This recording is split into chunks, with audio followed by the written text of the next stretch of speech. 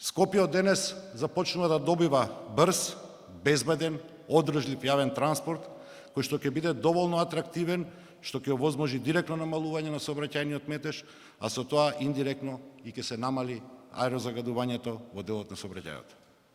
Подигнувањето на брзината и достапноста на јавниот транспорт несомнено ќе значи зголемување на бројот на патници кои што го користат јавниот транспорт во Скопје.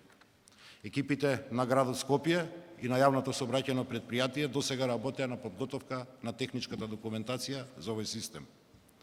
Идејното сообраќајно решение веќе е изработено од стручњаците од Битола, Скопје, Белград, Лондон и Брисел и ќе представува основ за тендерската документација која што набавка очекувам дека ќе ја започнеме во текот на ова лето.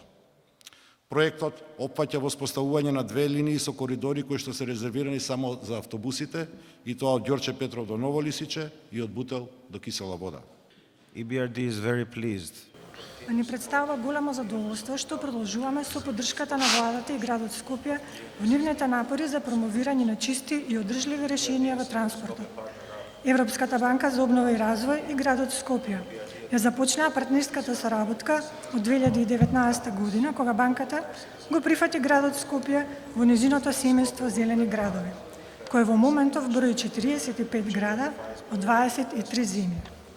Од тогаш, градот Скопје напорно работеше да го подготви акцијскиот план за зелени градови, кој ги идентификува приоритетните инвестиции и политики, насочени во справување со еколошките предизвици на главниот град.